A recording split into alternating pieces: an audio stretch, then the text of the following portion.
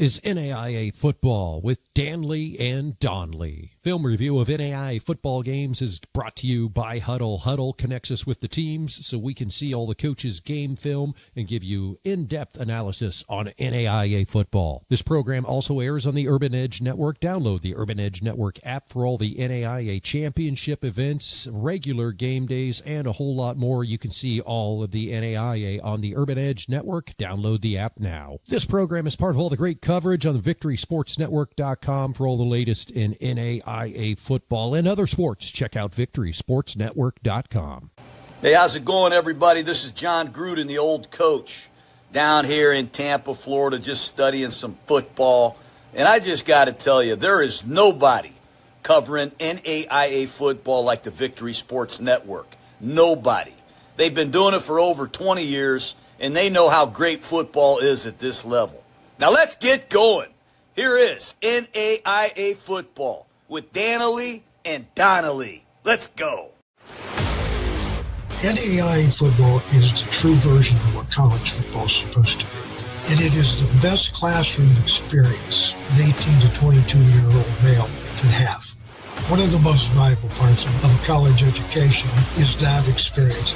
It's life in a microcosm, and it's just something special for a young man to have to experience. And don't you let a moment go without thinking about what's there for you to reach out and grasp.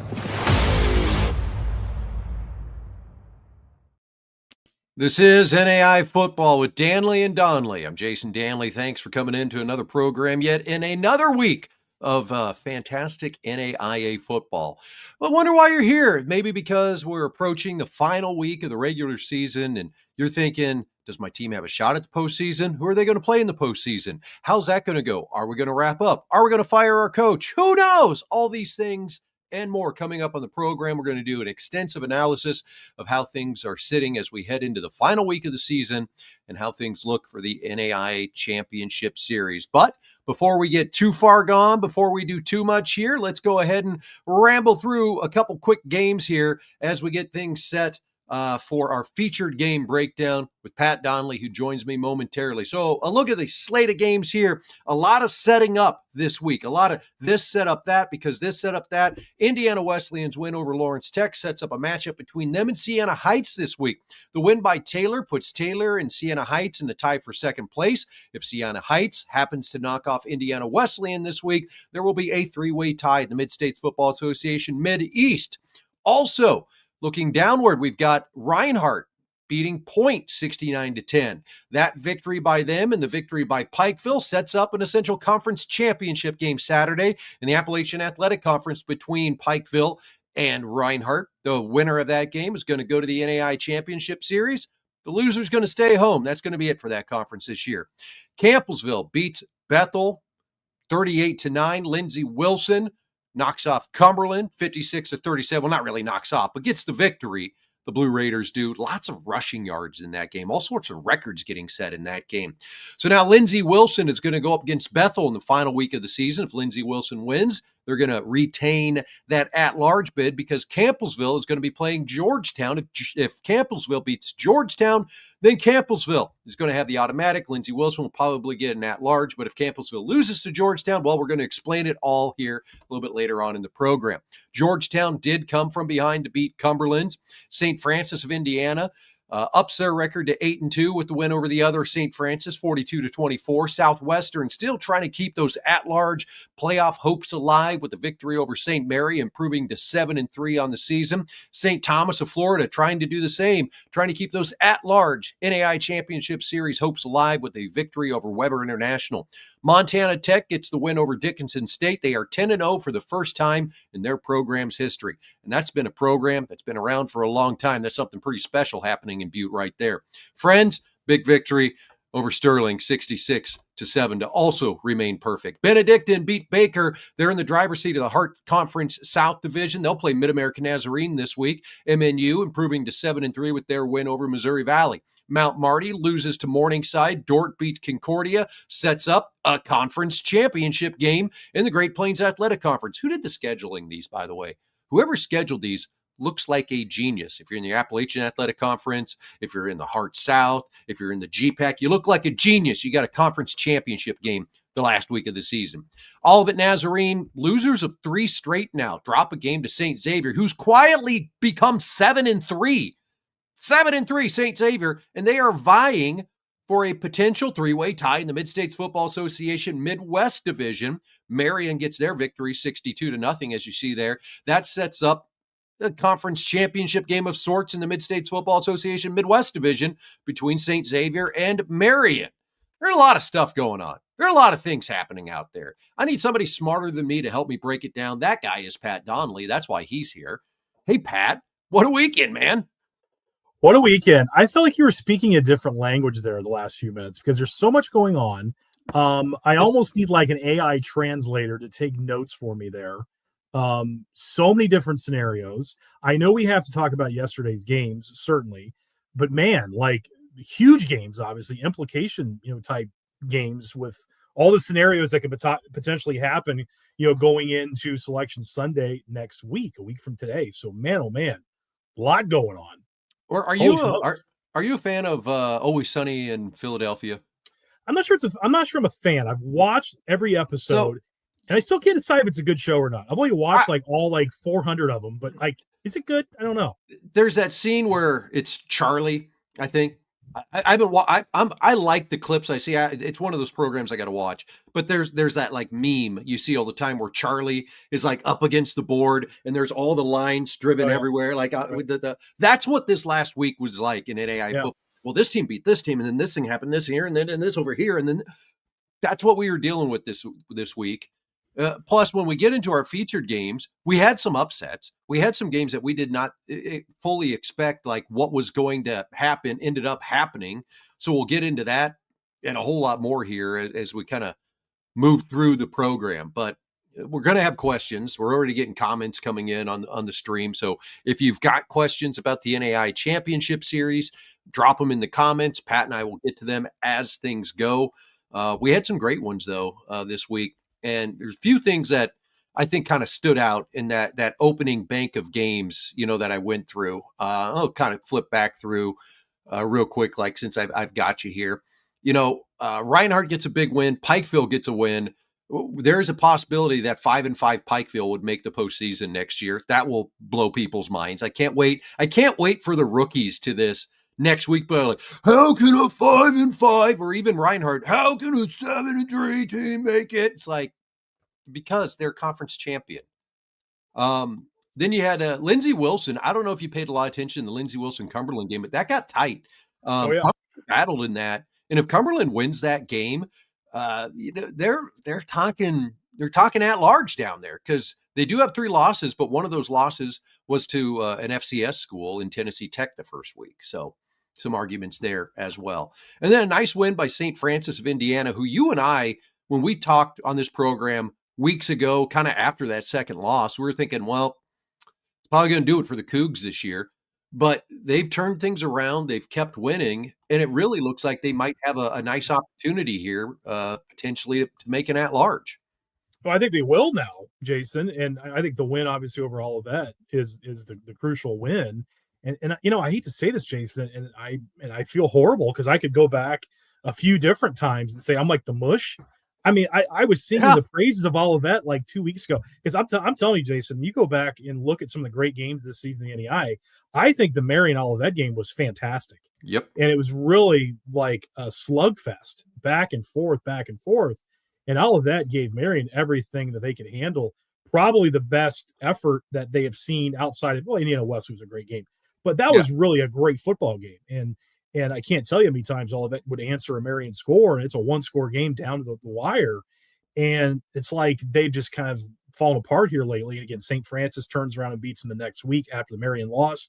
St. Francis has gotten their mojo back and is playing well. And then all of that's just kind of fallen apart. And again, St. X is, you said it quietly, a 7-3 team, beats all of that now for their 3rd straight loss in a row. So I feel like a mush. I did 3 weeks ago with Campbellsville losing to Lindsey Wilson. Then it's all of that.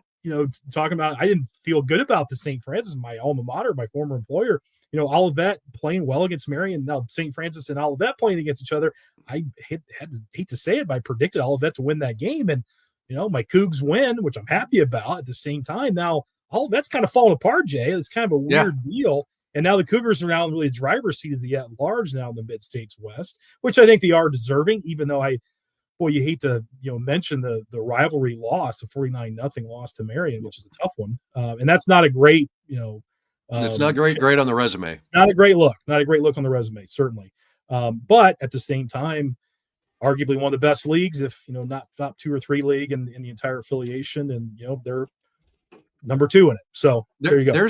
There's a couple leagues where the top team in that league has just absolutely blown everybody out. Friends is evident of that. You look at Montana Tech in their half of the league. I mean, I think their closest game in that half of the league was Dakota State, and that was 42-21, 49-23, something like that. So a couple touchdown game. So that it's happened. It's happened. Well, I said, here I am kind of screwing this whole up. I said, hey, we need to get through the games because we're going to have a lot of talk about the NAIA Championship Series, and I'm the one sitting here rambling on about things. A game in Fort Worth, Texas, at the site of this year's NAIA National Championship. Texas Wesleyan and Ottawa go to battle essentially for what is the Sooner Athletic Conference Championship game.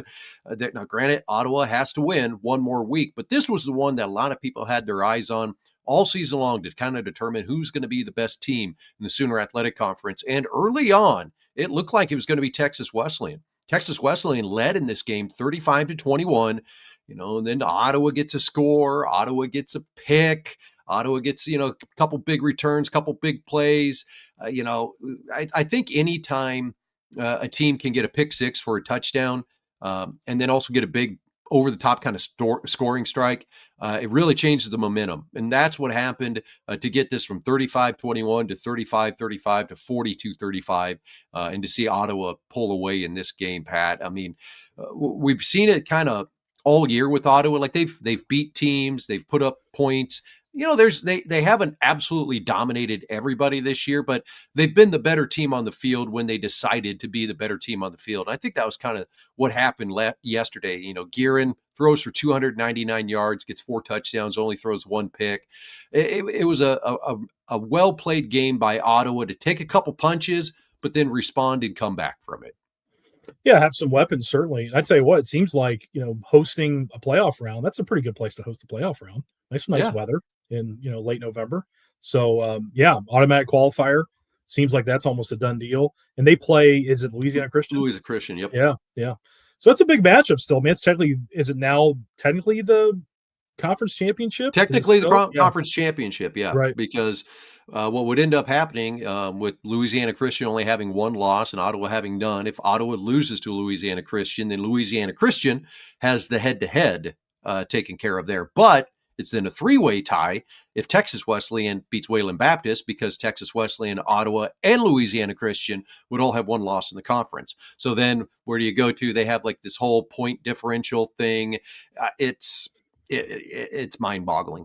Chaos ensues. Yes, and that is what we love about the last week of the regular season.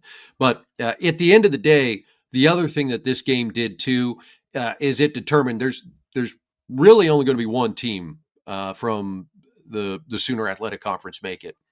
Because if Ottawa loses to Louisiana Christian next week, I'm not sure they make it as an at-large, even with 1 loss.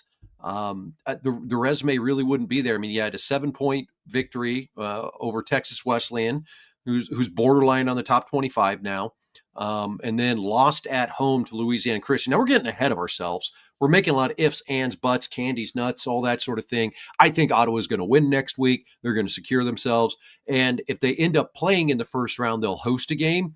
If they end up getting a bye the first week, then they're probably going to end up going on the road Thanksgiving weekend. So, but Ottawa setting themselves up nicely here, Pat. The primetime performance of the game, Luke Guerin, 299 yards passing, 61 yards rushing. I think he had a 52-yard touchdown run in this game.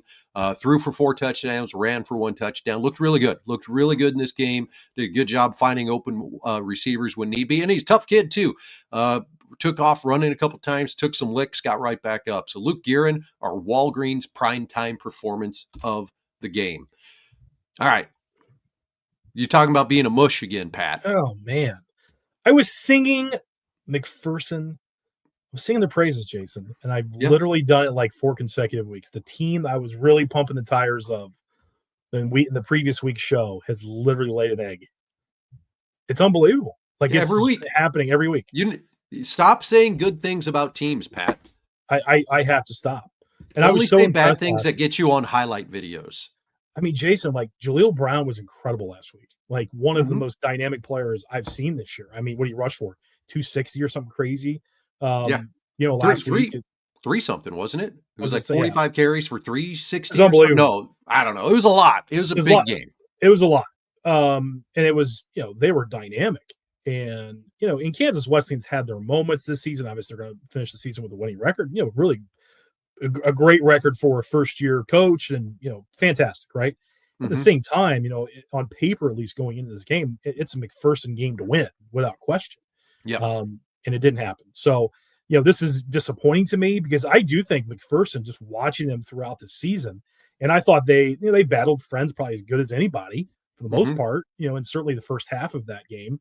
And you see what they did in other games this season, you're very impressed. I mean, they have good defensive structure and they tackle well and, dynamic on offense. Again, I love Jaleel Brown.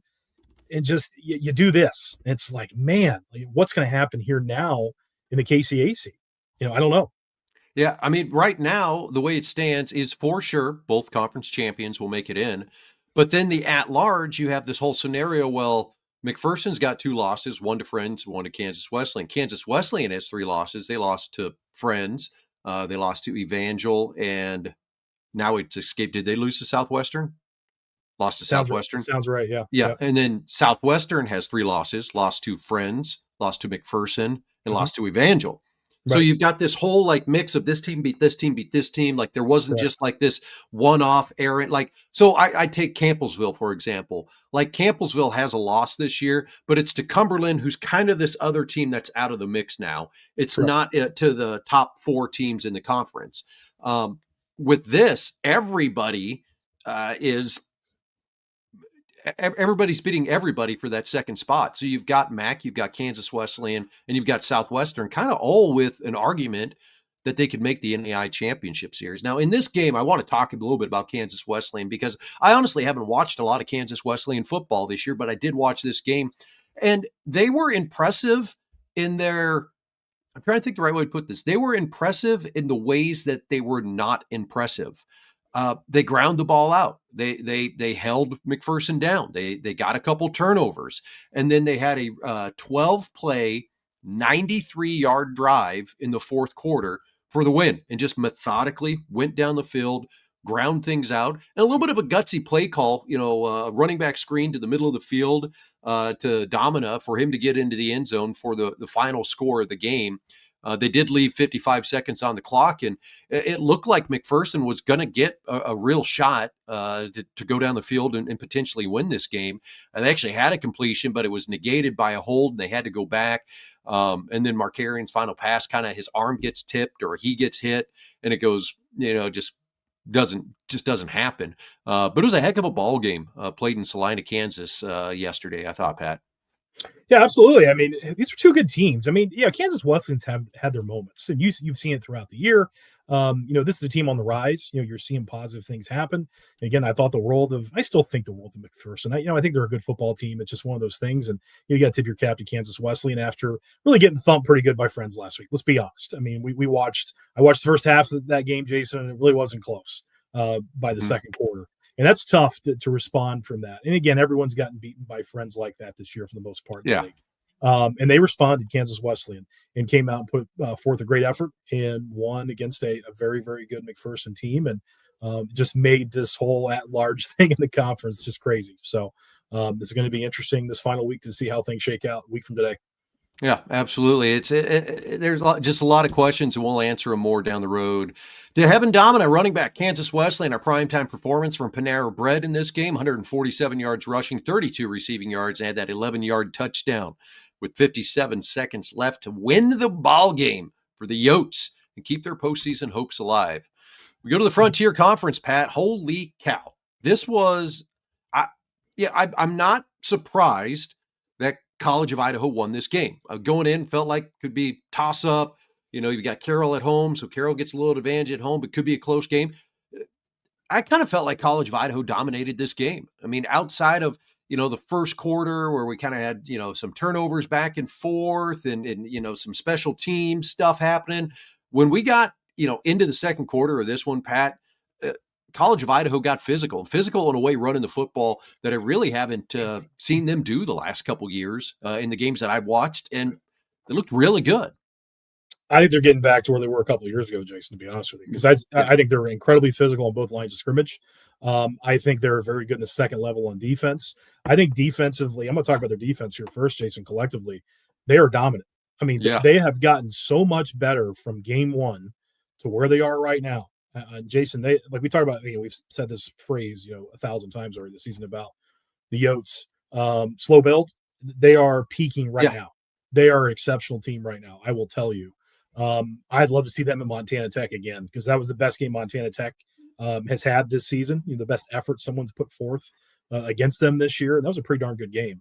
And I think College of Idaho is better now, 5 weeks, 6 weeks later now than they were then. And they were competitive against the Orediggers.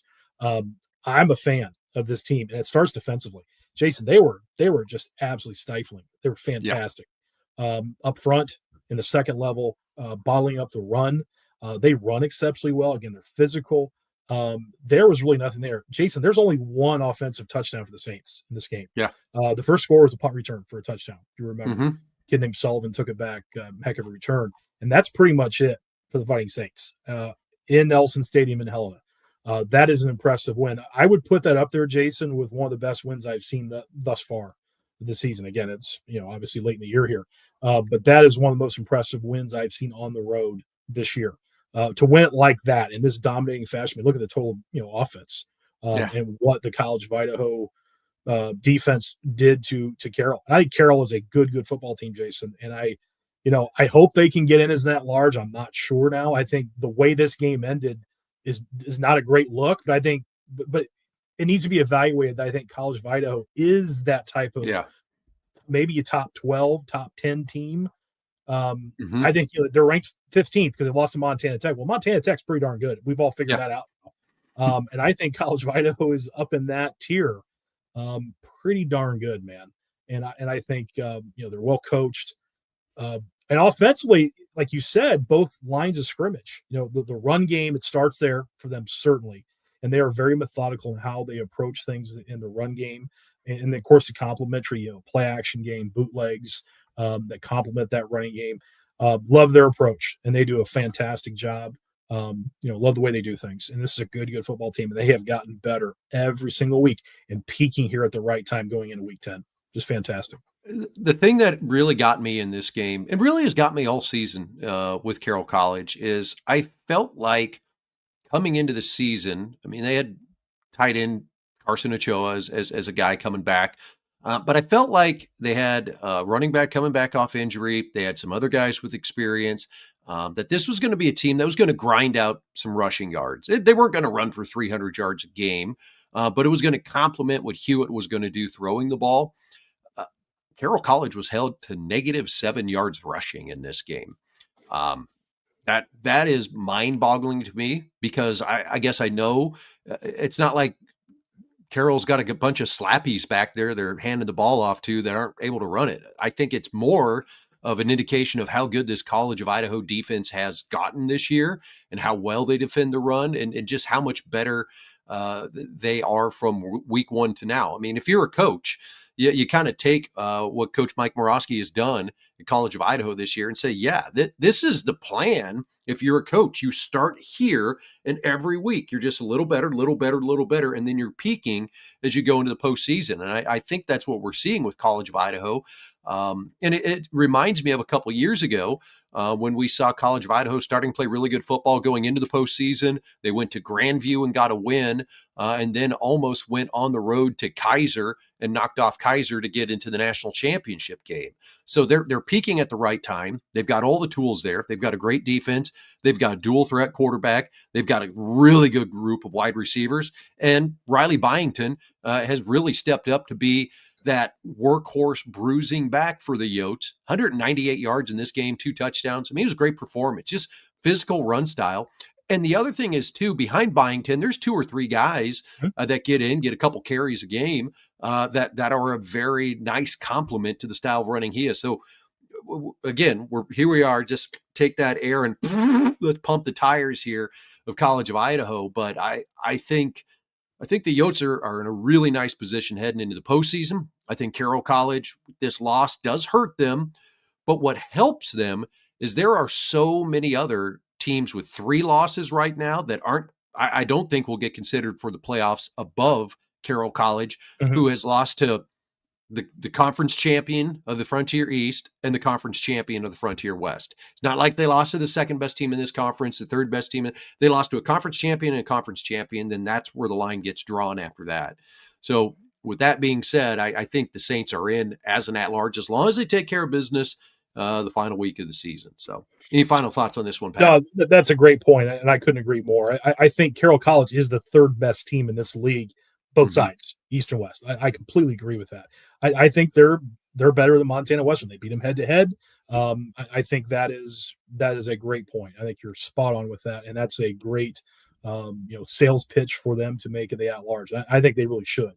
One more thing, Jason, and I love Caden Hewitt, but how many times is it 3rd and extra, 3rd and long all the time? And that's a testament to the Coyote defense, because I tell you what, man, it just seemed like 1st and 2nd down, and Carroll's trying to run the football, Jason. They're trying to have plus plays and 1st and 2nd down, and they just got behind the sticks so much. Long yard situations. That's just a testament to that defense. They were just fantastic. And that was just a physical, playoff type style win where it's conservative. Yes, it's play with strong defense and a good physical approach with run game centric offense. And just a brilliant game plan and execution by Coach Morosky's team. It's a brilliant win. I think it's fantastic. And there's a couple throws I'm sure Caden Hewitt would like to get back, but a couple of his interceptions, I can't remember all 3, but I want to say 2 of them, it was like to a guy out of his hands, tip ball, College of Idaho picks it off. So in other games would have fell to the ground. Your guy would have caught it. It was one of those things where all the luck was stacking up against the Saints and all the bounces started to go to College of Idaho. So with that said, we move on. We get to our primetime player of the game, brought to you by Hope Credit Union. Riley Byington, running back, College of Idaho, 198 yards, 2 touchdowns. The other thing I noticed, Pat, too, this guy kind of brings the juice. He gets running, he gets cranked up. And that was the other thing you started to see in the 2nd and 3rd quarter yesterday, that College of Idaho sideline. Man, they were going. They were juiced up. I love to see it in NAIA football. We go to the Sun Conference in a game that was held pretty tight and pretty hotly contested until late in the game between Southeastern and Kaiser. Kaiser pulls away, gets the 34-23 victory. And, like we say so many times with Grandview, Kaiser did Kaiser things in this game. Like, they were right there. They trailed a little bit. They came back. Here's a field goal. Here's a field goal. Let's get this pick. Let's take this turnover. Let's score with it. Let's grind the ball. Let's run the ball with our big running backs here. Let's have Shea Spencer play a super efficient game. And then you look at it and it's like, they ended up winning by 11 points in this game. And even with that, Southeastern had a late score in this game. So really, I think it was 34-17 late in this one. But Kaiser, I thought, was impressive. I think Southeastern showed enough in this game too, Pat, to kind of keep in that contention for the at-large. But you tell me.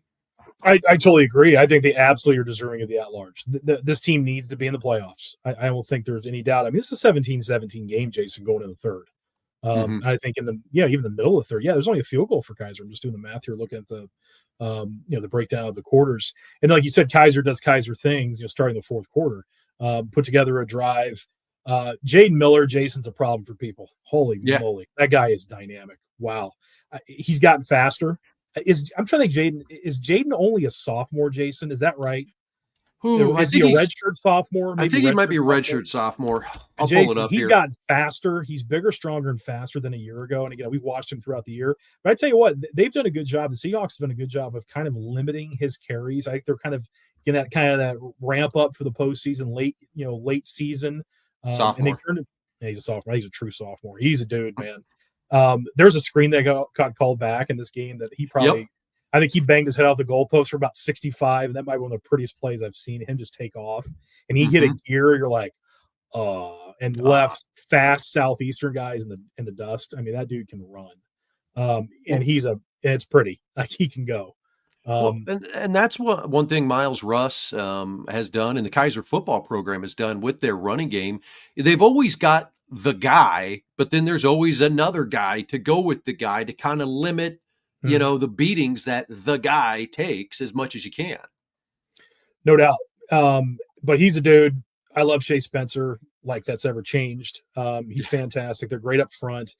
And the playmakers they have on defense, I mean, the pick six and then the return on the pick six look like Ed Reed in his prime. I mean, knifing through people, making moves as a ball carrier. Who was that player, Jason? I'm putting you on the spot here. I know. I'm trying to remember. Malik Raz. What a play. I mean, just it looked like literally like Ed Reed just cutting through people, making moves, return to the house. Unbelievable play, an individual play on a return off of interception. Just unbelievable. I mean, Jason, this team's really, really good, man. I mean, if they're not the best team in the country, I don't know who is. I mean, right now, they're pretty darn good. I mean, they really are. Some idiot earlier this season on a podcast was saying like how Kaiser was going to slip this year. That guy's a moron. And how anybody listens to him week after week, it's just beyond me. Somebody that would make that bold of a prediction and be that wrong, Pat. I mean, they're good, man. That was they're me. Really good. Now, with that being said, you got to give Southeastern their flowers too, because they're competitive in this game. And the thing is, man, like they can run with them.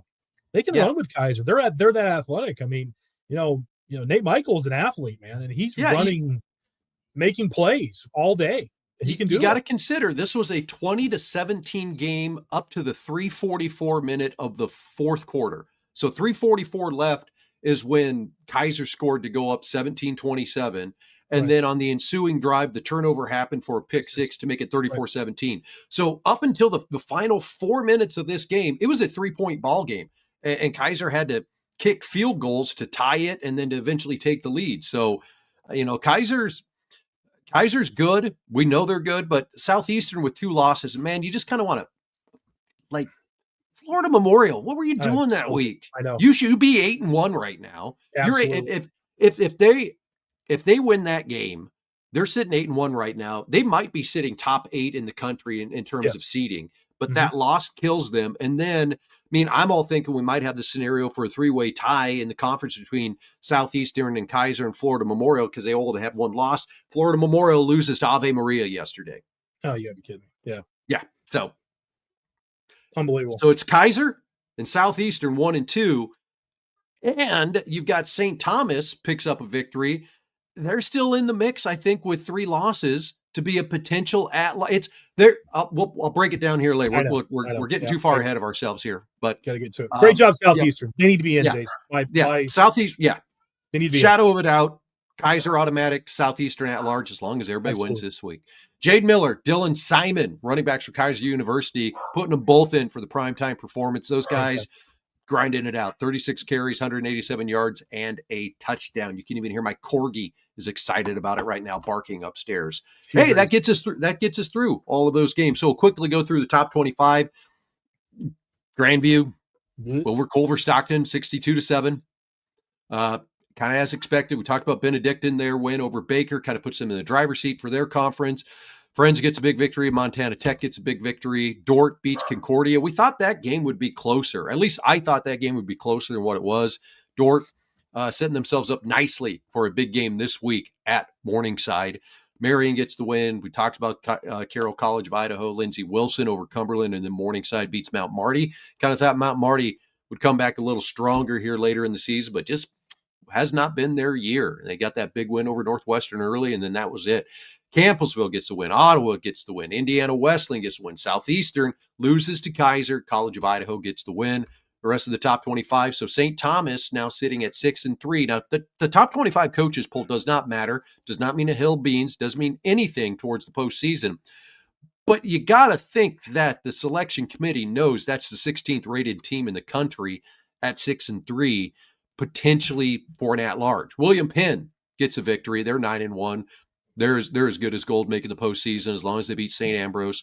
You got the MAC loss there. You got Montana Western beating Arizona Christian to improve to 7-3, trying to keep that at-large hope alive.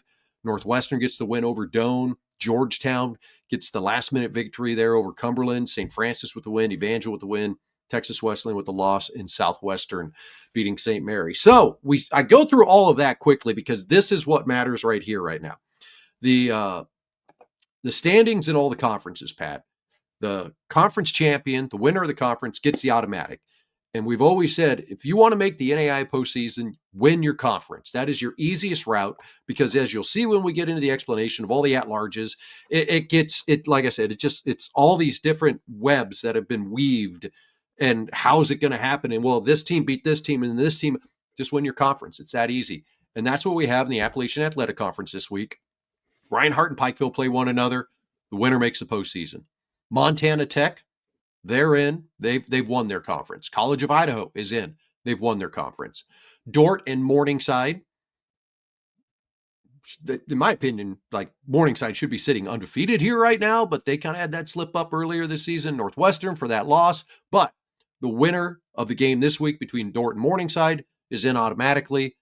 The loser will have if Morningside loses, they'll have 2 losses. Dordt will have 1. You're still looking at 2 teams making it into the postseason. Actually, Morningside's they're 8-1 in the conference. They're 8-2 overall. So, any thoughts on this groupings, Pat? Anything to add for conference standings or anything that I'm missing?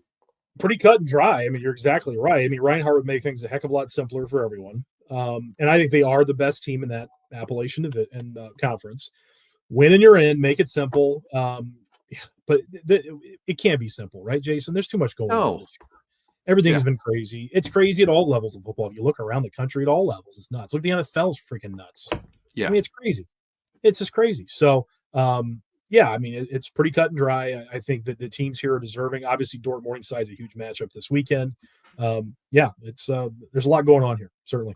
A big thanks to Reinhardt and Pikeville getting this to just where it'd be whoever wins this game gets in, rather than the 3-way tie and the winner being decided by a sack race on Sunday. I mean, I don't know, like all these tiebreakers, and I'm being facetious. I don't know what the AAC tiebreaker is off the top of my head, but some of them you start reading them and you get to like the 7th option and it's literally like the teams will meet for like potato sack races on Sunday at noon to determine the winner of the conference tie. It's like, what are we doing?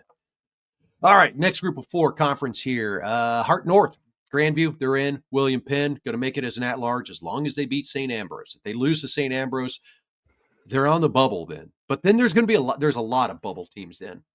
Benedictine needs to beat Mid-American Nazarene to secure the Hart South. Otherwise, we go into a 3-way tie. In that 3-way tie, the scenario, I believe, as it would work out, would be that Benedictine would be the conference champion, but it leads some things to interpretation. Just have Benedictine win that. Friends, they have qualified. They've won their conference. They're in. Nobody's going to take that away from them. Same with Evangel. They are also in. But yeah, you've got Kansas Wesleyan, McPherson sitting right behind them, along with Southwestern sitting there too. We'll get into that momentarily. This group of 4, you got Campbellsville and Lindsey Wilson sitting up top in the Mid-South. Campbellsville has the tiebreaker with the head-to-head victory. Lindsey Wilson sitting pretty good right now. They just have to win their final game against Bethel, right? That's who they play. I've got that on a slide here later. Yes. Everything's running together for me. And Campbellsville has to beat Georgetown. But if Campbellsville and Lindsey Wilson were to lose, you would have a 4-way tie for the Mid-South Conference title, everybody at 4-2. The way that I interpret the tiebreaker for the Mid-South Conference is they go head-to-head, and they see who has the best record head-to-head amongst those teams. So with everybody having 2 losses, I believe it would be Campbellsville that would still be the conference champion, because Campbellsville's loss is they would have 1 loss if they lost to Georgetown. But their other loss is to a team that is not in this grouping. So they would technically then be 4-1 or 3-1, whatever it would be against this group of 4, and everybody else would be 2-2. Yeah, So right now, I spent a lot of time this weekend, Pat, reading bylaws and manuals from conferences, getting screenshot text messages sent to me by coaches of manuals I couldn't find online. So, are you serious? yeah, Wow. yeah. Man, you're going above and beyond. Look Well, at you.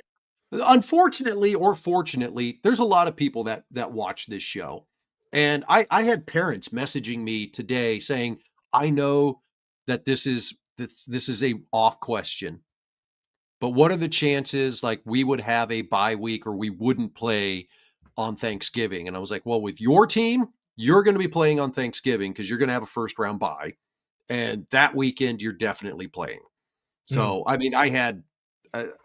I'm like, I'm like the international talk about NAIA football guy, and everybody just seems to think I know the answer. And when I don't, my brain works in such a way. It's like, well, I got to find it out. I can't just say I don't know. If I say I don't know, I'm not the expert, Pat. I'm not the guru anymore. You know what's funny? Just because I'm on the show with you, people think like by osmosis I'm the same way. So people like text me all day today too. I've had multiple texts. So what happens if so and so beats so and so, but we have 3 losses? Do we still get in? I go, no. Like, I don't know if true or not. I have no idea. Like, no. Well, Pat was wrong. It's like, well, why are you asking a guy that has a podcast with a blogger? Like, I don't know. All right. I mean, I know the eye test. I've watched the tape. Yeah, I wouldn't vote you in, but that's so me. you want to ask some questions about who Pat thinks has got the best offensive line or defensive line in the country that he has seen. Like he'll run through that.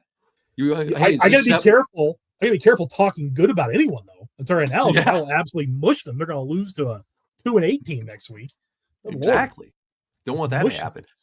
So the Mid-States Football Association does have the possibility of 2 3-way ties at their conference for their conference. So if Marion were to lose to St. Xavier, and Indiana Wesleyan were to lose to Siena Heights, it'd be a 3-way tie on both sides. Yeah. And then that it would be the tiebreaker. There is the coach's vote to determine who ends up as the conference champion. Essentially, like a top 3 vote is what it comes back to, and whoever is ahead in that. And then I think if there's still a tie, then it goes to who first place votes, and then there's a whole scenario. I've got it on a screenshotted text message on my cell phone here that I could read through. I don't think I think Indiana Wesleyan's going to win. I think Marion's going to win. But I do got to compliment St. Xavier. Like they're a team that I kind of lost track of this year. And then all of a sudden you're sitting here going, holy cow, they're 7-3. If they win, they're 8-3. That's like a postseason record. Like that's like, yeah, you see an 8-3 team in the postseason. Okay. Like I don't like the fact they got 3 losses, but that seems like they should be there. It's been a heck of a job by, Femness and crew to keep the ship righted and keep things going the right direction. I think it's an interesting game. I'll be honest with you. I think it's an incredibly interesting game. Marion St. X. I want to bring this up. Eric Watson, MSFA bylaws read, in a case of a 3-way tie, the league championship, the best ranked team in the final NAIA poll determines representative. That is incorrect. If you go and you look at that bylaw, you'll see that that's from 2022. And if you paid attention to the Victory Sports Network this week and you watched the interview I had with Dr. Jesse Gotting on the NAIA Championship Series, one thing that happened this year with the NAIA Performance Index becoming primary criteria and the top 25 not being in there, all of the conferences had to go back through their tiebreaker scenarios, and they had to remove any tiebreaker scenario where they used the NAIA coaches top 25 poll to determine who wins that conference. Now, they could have easily put in something like the highest number of points in the NAIA Performance Index as one, but this is one that the online version for what the online version for what was on the Mid-States Football Association website was incorrect. In the correct version reads as such. I'm going to do this now. NAIA playoff representation. Each league champion is represented in the playoffs.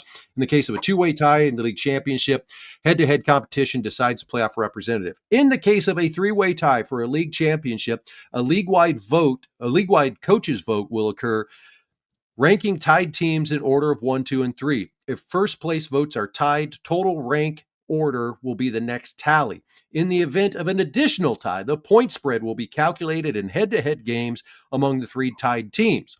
If the need for an additional tiebreaker occurs, the highest rated team in the NAIA ARC rating will determine the NAIA automatic playoff qualifier. My God, I've gone cross-eyed. What happened? Where am I? Yeah, but Eric, you are not incorrect, because I did the same thing, and then this morning I started going, no, I'm going to text a coach, because he's going to know. I know that the coach that I'm going to text is going to know the answer to this, and sure enough, screenshot, here it is. So that's what's happening in the Mid-States. The Sooner Athletic Conference, Ottawa needs to win this week.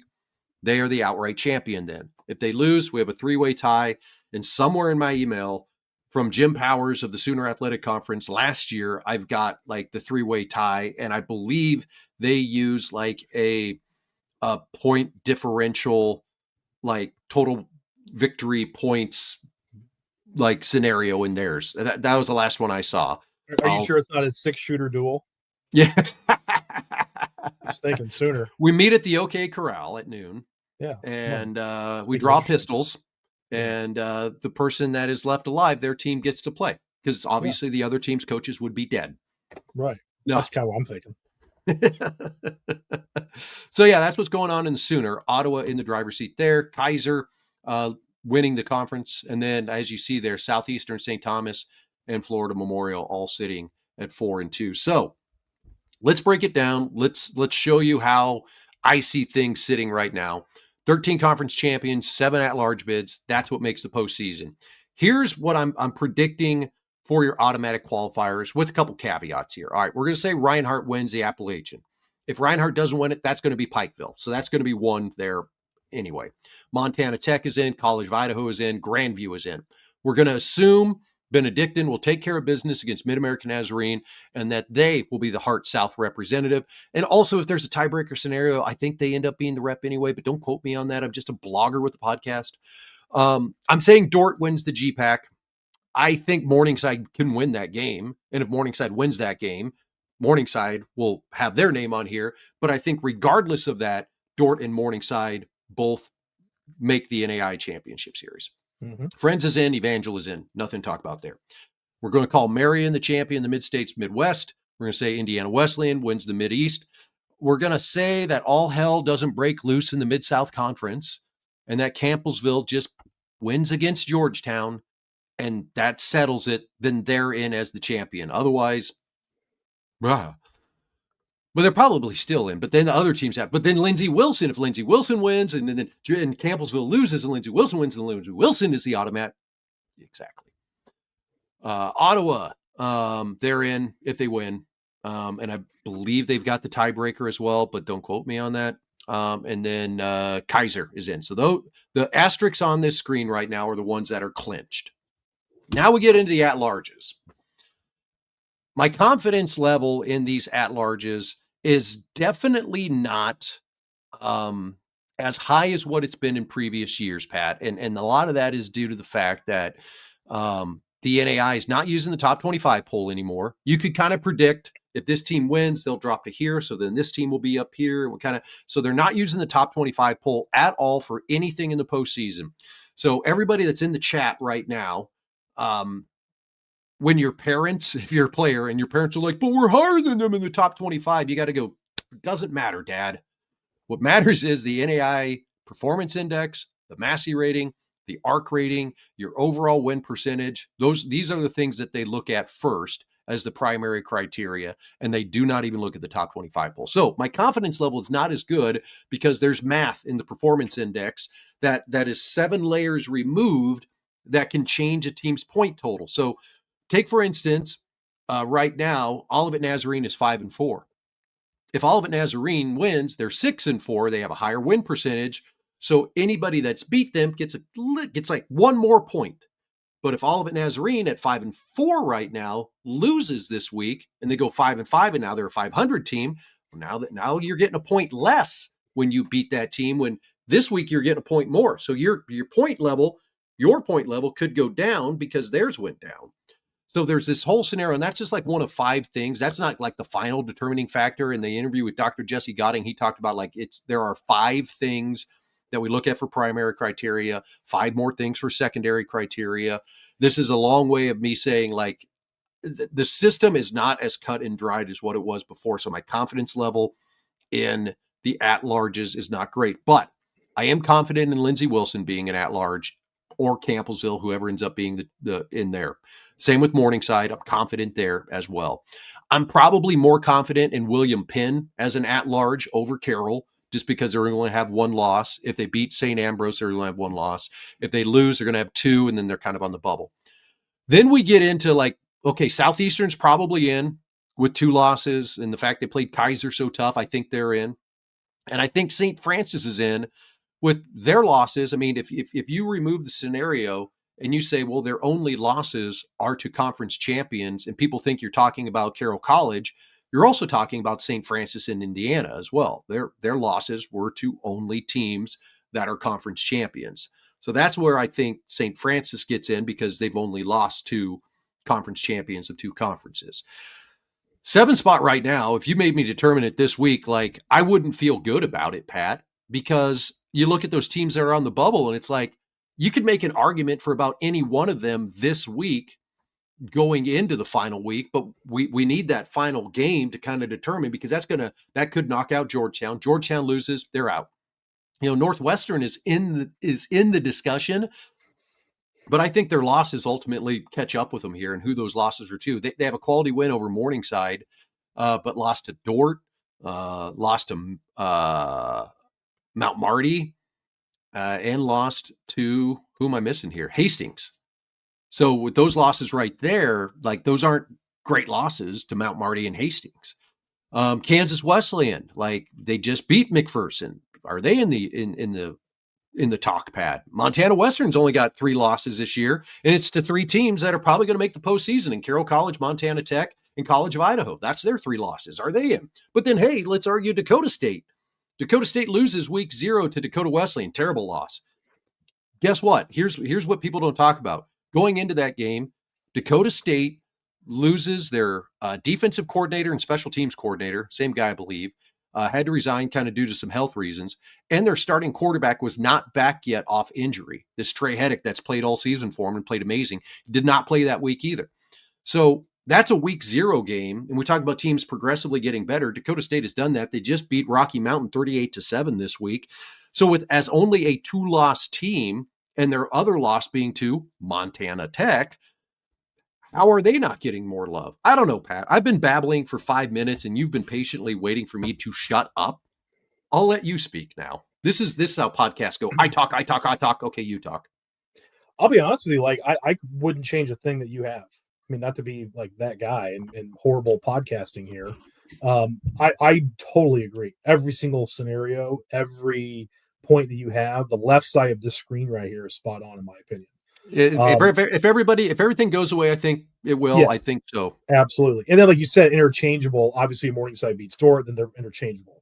No question. I think Carroll is a no question at large, in my opinion. Just passing the eye test, watching their volume of work this year, and watching this team play. I mean, they're fantastic. I think they're a playoff team.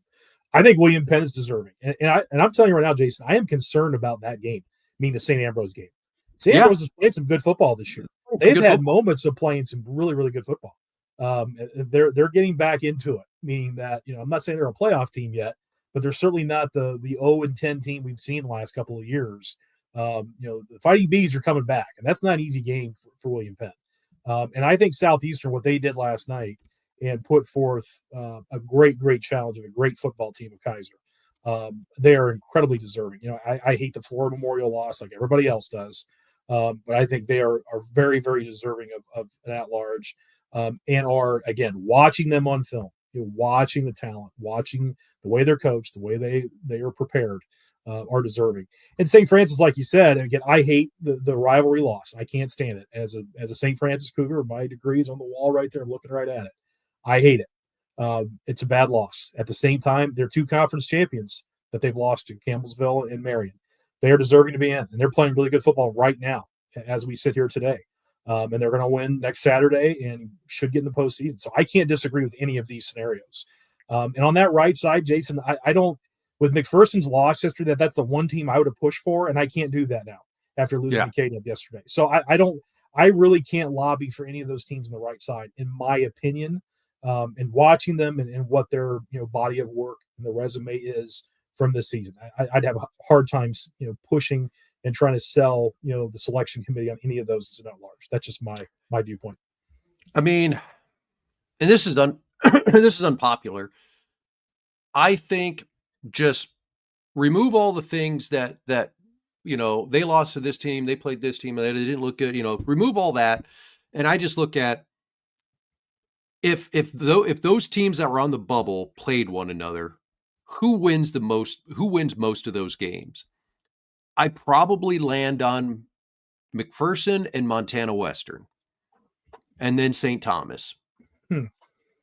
If I'm just thinking like, okay, St. Thomas and McPherson play, who wins? I think McPherson wins that game. I think McPherson beats Georgetown. I think McPherson beats Northwestern. McPherson obviously doesn't beat Kansas Wesleyan. We've proven that. But they beat Southwestern. McPherson, Montana Western, that's one of those. McPherson, Dakota State, I don't know. I don't know on that one. St. Thomas, like, all right, they already beat Georgetown. That was a win for them. So I think that helps St. Thomas out. And I think, again, if Georgetown loses this week, it takes them off the bubble. If they win, they're still on the bubble. I did get a question from a commenter here.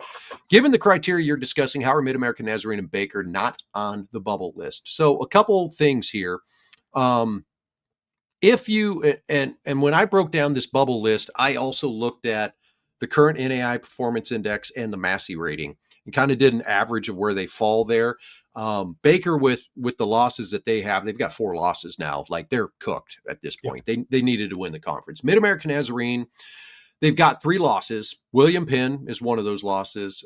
Baker is another loss, who, mind you, Baker is now a 5-4 team, and they lost to Grandview. They had a great performance against Grandview. Do not get me wrong there. They played really well.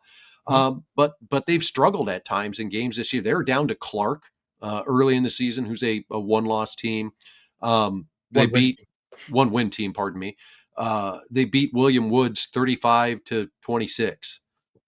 I mean, when I'm thinking of teams that like they deserve to be in the playoff, that doesn't really fit the resume I'm looking for. But I mean, if at a 7-3 record and they beat Benedictine, if they beat Benedictine this week, I think they get onto the bubble now. I mean, I guess I wasn't really. My mindset is Benedictine is going to win that game, so I'm not putting Mid-American Nazarene as a bubble team because they're going to have 4 losses. But if they win and now they're 8-3, well, now I think we're talking about them, Pat. But I still think there's probably a 2-loss McPherson team, a 2-loss Dakota State team that you start looking at. Then I just have this real feeling that the playoff committee, the championship selection committee, is going to kind of look at 3-loss teams and say, yep, they're really good, but they've got 3 losses. If those 3 losses are against NAIA schools. Yeah. Again, I don't disagree with any of this, with what you have here. And I think to answer you made a really good point. If the teams on the right are in a tournament, who wins? I don't know. If I had to put a bet on, it's probably St. Thomas or McPherson. That's my vote. And probably then Montana Western. Those are probably my 3. Well, but it comes back with Montana Western. Like, what team do you get? What do you get? If you get Montana Western at their best this year, they win that tournament. Yeah. If you get Montana Western, goes out, scores everybody. Right. Yeah. Yeah. I'm with you. But that is why they're on the bubble, is because of the inconsistency that we've seen from them this year. Great team. Sure. Fantastic team. Again, if I had $1 billion and the NAIA did their championship series and I was going to do the Jason Dannelly Bowl Fest, and we are going to play like 4 NAIA football games at the Fargo Dome that's down the road from me, and I could walk there, I would be like, for one of the first teams, I feel like they're a team that deserves to have another game this year. And they deserve to have that other game against, hey, let's put them against St. Thomas. Okay. Let's have McPherson play Dakota. But I don't have $1 billion. I don't get enough donations. I don't get enough ad revenue. In my real job, like, hey, I got a family that takes all that money. So no, I could be great. Like a Montana Western, like a Yeah, like a bowl game type thing. You do a Montana Western, St. Thomas, and you do a K-Dub, and I don't know, who would you have? Georgetown, something like that. Even Yeah, maybe I don't know. Be kind of cool. yeah, For sure. it would be awesome to do it. Work Law says sound. I'm pretty sure everybody can still hear us. If you can't hear us, tell us. But I can hear. Here's the thing: I can hear Pat, and Pat can hear me. So the sound is going out there somewhere. Maybe just not to you. Shut down and restart. That's what my IT tells me to do every time. How bad? Let's check this. What's this say? How bad does Mid-American Nazarene need to beat Benedictine to get into considering no top 5 or 10 teams have lost yet? What does that mean? How bad does Mid-American Nazarene need to beat Benedictine to get in? 85-0. I don't know. I mean, it would have to be an impressive victory. Like, you would have to go to Mid-America. You would have to go and beat Benedictine 35-14, 42-20. Like, it's going to be an uphill battle. Hoyt can hear us, so people can still hear us. But can you hear Jimmy, man? Can you hear Jimmy? You can't hear Jimmy. Isn't that White Man Can't Jump? I don't know, man. I think it's White Men Can't Jump when Wesley Snipes and Woody Harrelson are arguing about music. Nothing like an early 90s movie reference to get the youth caring about this show. Oh, yeah. So, again, going back to it, my confidence level in those 6 isn't as high as maybe it would have been in the last couple of years. I felt like in the last couple of years, I could really get through at-large 5, be super confident, be pretty good on number 6, and number 7 is always the crapshoot. I mean, the last 3 weeks who the 7th team in has changed. Like St. Francis basically moved up one this week, in my mind, in the at-large pool because of McPherson's loss, and now McPherson's on the bubble. I do think the KCAC has shown enough as a league this year that it would be a travesty. That's probably a strong word. But I don't feel like it would be representative of the best teams in the NAIA with as competitive and as good as the KCAC has been this year for them to only have 2 representatives in the playoffs between 2 leagues. I think a third from the KCAC, just based on how competitive that conference has been and how the KCAC showed in last year's championship series by winning their first round games. You had Friends get a victory last year. You had Southwestern get a victory last year. And you had Kansas Wesleyan go on the road and play very tough against Dickinson State. So I think the lack of a better word, prestige of the conference is on the up. And so we probably will see a third team in there. Yeah, I would agree. Again, I'm really disappointed with McPherson. I just am, because I'm totally in agreement with you on that, because it has been such a deep league. It's been a really quality league all year. I mean, Friends is Friends at this point. I mean, Friends is now. I mean, we're talking about them like we're talking about Kaiser and Montana Tech, and I mean they're kicking the crap out of people all year. You would not be surprised by the number of coaches I've gotten text messages from saying, I honestly would rather draw Kaiser or Grandview in the postseason than Friends. Jason, I'm going to tell you something. I'm going to tell you something real quick. And again, I'm an offensive guy. Thank God I've never had to prepare for an option team as a defensive coach. I would not enjoy it at all. It is almost impossible in 3 days to get ready for it. I'm going to tell you, especially the way that they run. Like these teams in the league and the KCAC, you're preparing all year for. What's happening, right? I mean, it's not easy still, obviously, to replicate, but you still have literally a calendar year knowing it's going to happen, right? Mm-hmm. Try getting a draw on a Sunday and you have to get ready for it. And essentially, game plan, you got to get ready for it in essentially 48 hours. And then you have 3 full days to install, try to find somebody in your program to be Cavante Baker, excuse me, to replicate what he can do, which no one can. You got to find some athlete to be able to do it somehow and have all of the moving parts, the wings and all the motion and all of the timing components of it to get your defense ready. Good luck. It's not going to happen. I'm just going to tell you. Yeah. And you heard one of the best coaches, probably one of the best defensive coaches, maybe the history of the NAI last year, and Joe Woodley say that was a problem. Yeah. They won the national championship. So there you go. Yeah. They're a problem, Jason. I'm just going to tell you. Mm-hmm. No question. Did get what about LCU, Louisiana Christian? They got to win this week. They got to win. to get in. I mean, they've really had a nice season this year too, but they lost Texas Wesleyan. We got a 3-way tie. The whole tiebreaker scenario with the Sooner, I still need to fully sort out. But end of the day, Louisiana Christian has to win to have any shot at the postseason. Let's see. What are your concerns with the William Penn St. Ambrose game? A little bit of a trap game.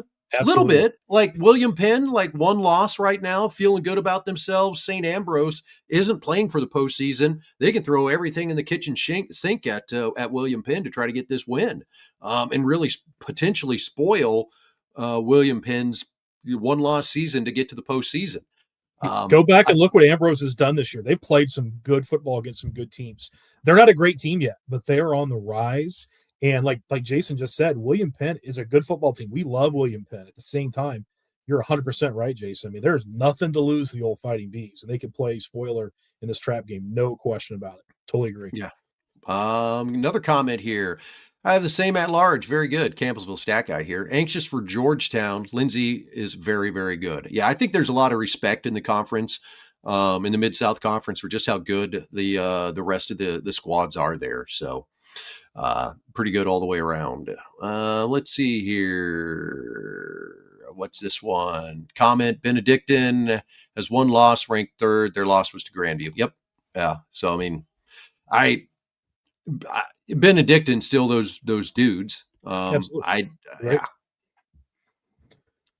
And we just, since we're getting the comments, I like doing the interaction here. Joining late, we'll have to start back from the beginning. Big game for Morningside next week, obviously, with Dort. Well, hey, just as a reminder for anybody that maybe you're not in a scenario where you can watch this podcast in its entirety, after we're completed tonight, the audio will be downloaded and it will be uploaded to iTunes and Spotify, so you can put it on your phone and listen to it as a podcast when you drive to work tomorrow. There you go. What other questions did I miss? Trying to see if there's anything that we missed here. Yeah. Lindsey Wilson, 400 yards rushing yesterday. Wow. And one of the early questions was,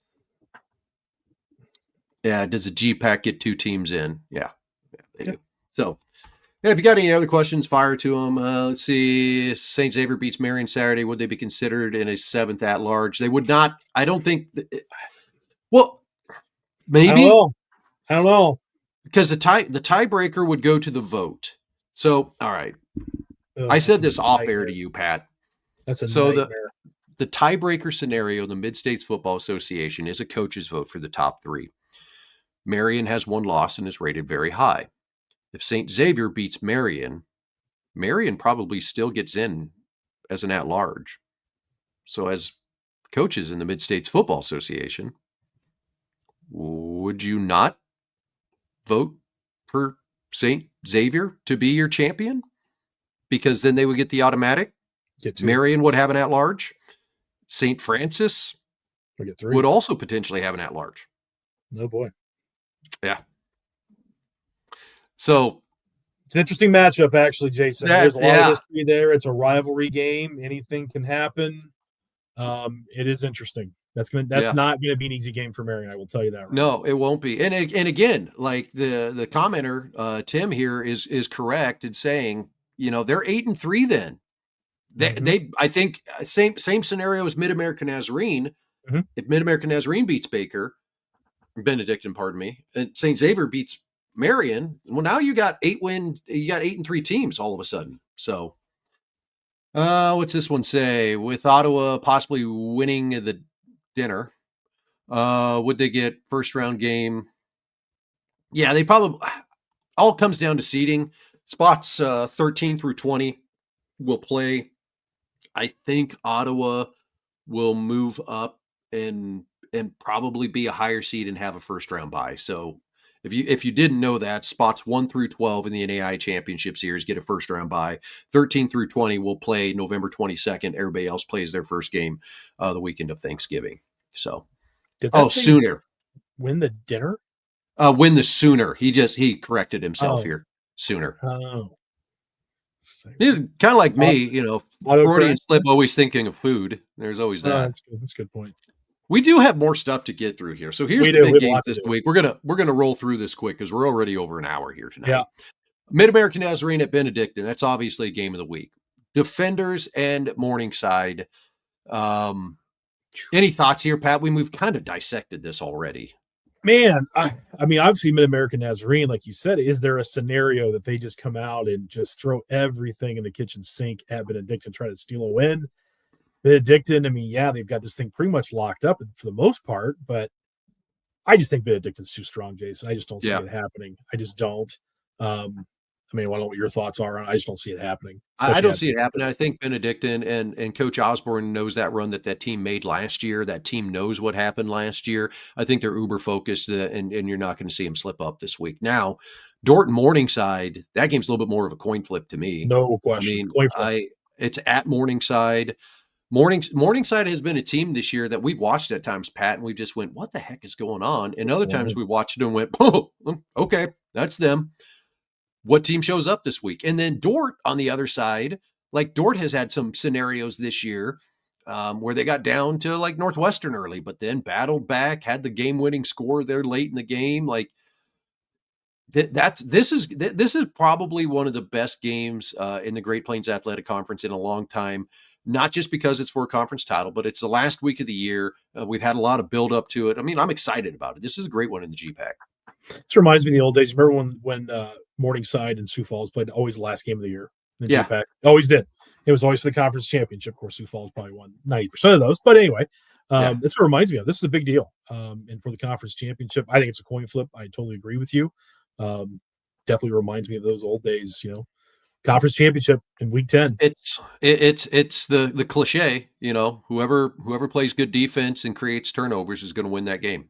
Like, if you look at the box score on Sunday and you can't say, oh, look at that, a couple turnovers here, one went for a score, and that's what ended up winning this game. If it ends up being like a completely clean game, no turnovers whatsoever, I'll be shocked because both teams' defenses are very good and are going to force the other team into a scenario. All right, Mid-South Conference, we've talked about it a lot. Lindsey Wilson goes to Bethel. Campbellsville goes to Georgetown. So your two higher-rated teams are going on the road to have to get road victories. That's not easy. That's going to be tough. Like one of the Campbellsville folks said, a little nervous, a little anxious this week as they get ready for Georgetown. I think Campbellsville and Lindsey Wilson are the better two squads here and get the wins, but man, it's the last week of the season. Like Georgetown and Bethel ain't got nothing to lose by throwing something crazy out there. No question. I mean, I think like you said, the two higher ranked teams have got to buckle up and play their best football. And I think Campbellsville definitely has learned their lessons since the Cumberland loss. Yeah. Cumberland, Tennessee. Yeah. Cumberland, Tennessee. Yes. There's always two in Cumberland's and Cumberland. Anyway, Campbellsville has learned a lesson. I think they're playing great football right now. And I think it's a great team. I think both of these teams, Lindsey Wilson and Campbellsville, are tremendous, both very, very deserving to be in the postseason and making deep runs, in my opinion. Let's see these two teams win and play well in this game and make things simple in the selection committee process for the Mid-South Conference, please. Yes. Yeah. They deserve it. Both these teams are deserving. We got some user comments I'll get to. If you have more questions, drop them in there. We'll go back. We'll go through them here at the end. We want to get through these games here first. Louisiana Christian at Ottawa of Arizona. We've mentioned it many, many times in this. Louisiana Christian, if they win this game, they could force at least a two-way, if not three-way tie in the Sooner. So chaos there. Ottawa wins. They're the outright champion. Siena Heights could do the same if they can go to Indiana Wesleyan and get the victory. I'm not overly confident about the road teams in either of these games getting the win. I do think Indiana Wesleyan and Ottawa both win out, both secure their spot as league champions, and we don't see a crazy playoff scenario or crazy tiebreaker scenario. But I've been wrong before. Pat, I think you're with me on this. I would tend to agree. The one thing I'm going to mention, though, potentially the last game in Siena Heights football history. Kind of a sad deal. Definitely feel for those guys. I've had great battles with them over the years. Definitely want to, wish them all the best. And, I can guarantee they're going to go out with, guns blazing, man. They're going to go out any way they possibly can, with fight. And this is not going to be easy for Indiana Wesleyan. I'm going to tell you that right now. It's going to be emotional for the Saints in their last game ever, potentially. And, if they would happen to win this game, Jason, holy moly, what a mess. Baby. What a mess. But yeah, they've never made the playoffs, Jason, in their program's history. And this is definitely the last regular season game in program history. And they've never made the playoffs. So I'm just going to throw that scenario out to you. It's going to be an interesting one, and hats off to the Saints coaching staff Good guys. and everybody, all the players in that program for keeping it together this year. Yeah. Keeping it together, battling through, having one last hurrah for Siena Heights there. All right, Pikeville Reinhardt, winner of that game, goes to the postseason. Losers stay home. Florida Memorial St. Thomas. This game was more interesting a week ago before Florida Memorial lost to Ave Maria. But St. Thomas needs this win now to keep their hopes alive for an at-large. If St. Thomas loses to Florida Memorial, then they're not in the conversation for an at-large anymore. They need the win, so they stay in the conversation. And Southwestern at Kansas Wesleyan. Some of that bubble scenario we talked about gets sorted this week, where I think the winner of this game then legitimately has an argument to be on the bubble, maybe be that last spot in. I think the loser is done. They're out. Like they're not going to make the postseason. So thoughts on these games, Pat? Yeah. Reinhardt, take care of business. Let's make it easy. Yeah. St. Thomas, I don't see it, Jason. Even with a win, I don't see it. And I kind of feel the same way about, the at-large situation in the KCAC. Like both those teams, I like Southwestern KW, just don't see it. Just not quite consistent enough in a very, very deep and good league. But both really had great seasons, in my opinion. Interesting game, though. Going to hire Eric for an editor. The game is at Siena Heights. I had that wrong on this previous slide. So Siena Heights getting the final home game, too. Yeah, it makes it a little more interesting. Sure. So, yes, thanks for that. All right. That's it. That's we got through it, Pat. We got a couple comments to get to here. How does Dakota State get in? What are their chances percent-wise? 20% right now? It'll 20.5. Ooh. You've run the calculation on that. That's good. No idea. It's very good of you. I have no idea. No, I would say 20% just because there's 5-6 teams in there right now, and it's tough to make an argument for one over the other without knowing how some of these other games play out. With everybody that we had listed there on the at-large, St. Thomas loses, yeah, their chance is a little bit better. Georgetown loses, chance is a little bit better. If for some reason McPherson, I don't even know who McPherson plays this week. I probably should know that. I feel like they're going to take care of business. I'm telling you, William Penn and St. Ambrose. St. Ambrose, that's another one. I'm telling you, I'm scared of that one, man. That's definitely a scary game. Be aware. Yep. Don't take that one lightly, boys. I'll guarantee you, Coach Benavidez has focused those guys going into this week, and said, guys, like we are there, we have a chance, but if we lose Saturday, all of this stuff we've done this season is all for naught. So, man, it's been crazy. It has been a crazy year, Pat. I can't remember. Is this episode 53 or 54 that we've done together now? Is it? Like we're above 50. That we started doing this 3 years ago, just kind of coming back, and now we have like people watching us and paying attention to what we say. You really shouldn't, people. We're seasoned veterans. Oh yeah, we have a fan base. Oh yeah, man. Yeah. We have a following. We get text messages like we're like some kind of like inside scoop guys. People are asking our expertise. Like we have like the hotline to the national office. Of course, you would a heck of a lot more than I would, but I can send a text message or two and get some answers, and I don't abuse it. Like I don't do the what's going to go on with this and this and this there. Usually, it's something. I don't try to get privilege over what anything else that is out there. Usually, it's along the lines of when's the performance index going to start coming out? When's this going to be released? And I'll probably send a message this week like, hey, just timeline for Sunday. Like we're planning on starting our show for everybody that's watching. We're doing our show next week. We're going to start a half hour early. So 6:30 Eastern, 5:30 Central next week. So set your calendar to catch us a little early. But I want to know timing for next week. Like, are we going to be watching a video online again? And doing it, or are we going to get like a press release sent to us and then we get to announce it?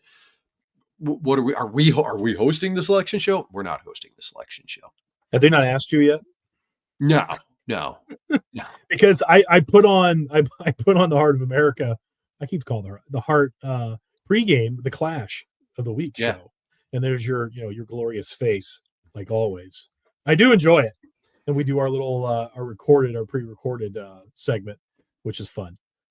So are you saying next week I probably have my guitar tuned and I could maybe like fill some time or something like that? Also, you like to sing on the Rick show. Neuheisel. Yeah, you could be like the Rick Neuheisel of the NAIA. I'm way better than him. Come on. Are you? Oh, yeah. Hell yeah. Come on. I need to get the really good guitar. This is like my junk guitar in the corner over here. Yeah, we'll have to fill some time. We never know. Because last year was kind of an excrement show.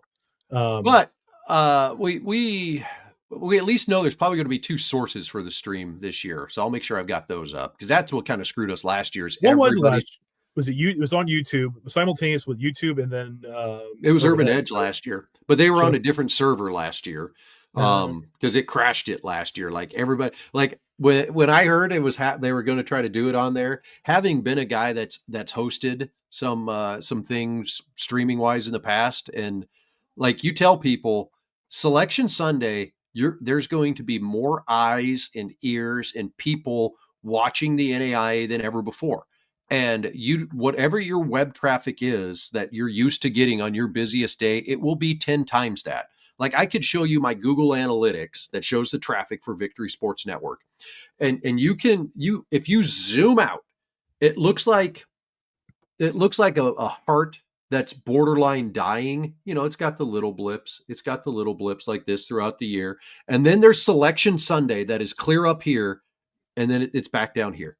I mean, that is, and when I used to cover NAIA basketball back in the day, it would be the same thing. The day that the brackets got announced, just there are more eyes on the NAIA postseason than ever, every single year. So I just hope whatever service they're hosting this on, Pat, like fire up them servers, give them a little more bandwidth. Make sure you're not running that thing on Wi-Fi. Make sure you got a plug connection. That's what I'm saying. I still think the viewership should be, cranked up on show in general, but that's just me. Yeah. And definitely for like our story time, all of our great stories that we talk about, interesting things. Certainly. Yes. One of the things that we do occasionally we do our For Love of the NAIA segment. Now I do have a little bit of a local contribution to this. It's not NAIA direct, but it is NAIA adjacent in a way. Because it's as I tell you this story, you'll be like, I could see that happening at the NAIA level. So I live in Fargo, North Dakota. Fargo is on the border of Minnesota. There's a river that runs through here, the Red River of the North, for those of you that care. It flows north, too, by the way. On the other side is Moorhead. Moorhead High School last week went into the cities, as we call them up here, the Twin Cities, Minneapolis, and they beat Centennial down there. And they were like the 7 seed, beat the 1. So big win for Moorhead. They're all the way in Minneapolis, which is a 3.5-hour drive from here. They had ordered, 40 pizzas to be delivered to their bus after the game. And they're waiting. They're not there. They're calling. They're not there. They've already paid for them, mind you. And they said, we'll have them there at this time, and they're 15 minutes late. So they finally get a hold of Papa John's. And the kid at Papa John's goes, I don't know what to tell you guys. Like, I'm really sorry. I'm the only one here tonight, and I can't get the order done. So the coach goes on the bus and says, who here has pizza making experience? And like 5 kids raised their hand. They drove the bus to the Papa John's that the pizzas were supposed to be made at. And the 5 kids that have worked in fast food making pizza made the pizzas at this Papa John's for the team so that they could get on the bus and drive the 3.5 hours back. So for all you NAIA coaches out there, that right there, plan on that scenario in the future. The next time they say your food's not done, go in, ask the bus, hey, who here has worked making pizza before? We got a little bonus activity tonight. I like that story. That's a good one. That is. It was on the news here locally too. Yeah. Yeah. That's probably, that's a good one. I like it. There's got to be something out there like that from the NAIA. Oh, absolutely. Guaranteed something along those lines for sure. I think of all of our travel stories over the years, and remember going and playing in Kentucky, playing Lindsey Wilson. We were eating somewhere, and I think the only option to eat was a place called Shoney's in the southeastern part of the United States. And I remember, Jason, that entire meal, there's not one single thing that wasn't fried. Well, I remember Pickwick Inn in Savannah, man. Catfish. Pickwick, catfish, same thing. Everything was fried on that buffet. Jason, I can tell you, I'm a heavy man. I like food. I can't eat catfish. That's like one thing I just can't do. It's just not a thing. And I like fried fish. Don't get me wrong. Fried catfish is not my thing. It's a little funky to me. It's it's a bottom feeder. Now I'm good. It's a hard pass for me. Yeah, I'll leave. And I'm not a picky man. I'm not.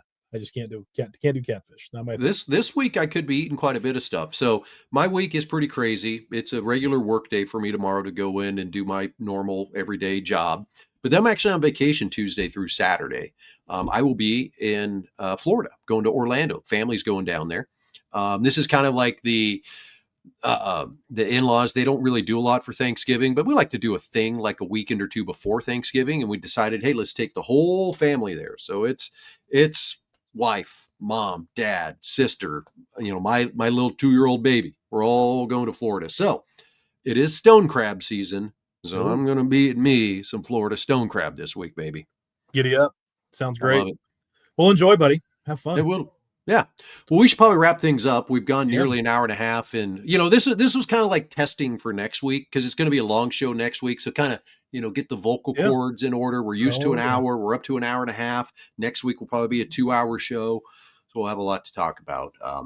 Do appreciate everybody's comments. Do appreciate everybody sending us their stuff and asking questions. Continue to ask them on X or Facebook or email, and I'll try to get answers out there. And anything that we were wrong about, feel free to point out. I don't have an ego. If I was wrong, I'm wrong. Just I want to make sure we get it right and we get the information out there. So anything you got to say before we wrap up, buddy? No, enjoy vacation and looking forward to Selection Sunday next week. Should be fun. Next Sunday, 6:30 Eastern, 5:30 Central, right here on the Victory Sports Network's channels on YouTube, the Urban Edge Network, X, Facebook, and Instagram. We're on all of them. Hell, we might throw in TikTok next week. Who knows? We're going to be on them all, talking NAIA football next week. For Pat Donnelly, I'm Jason Dannelly. This has been NAIA Football with Dannelly and Donley from the Victory Sports Network. Get on out there and enjoy some NAIA football. We'll see you next week, folks.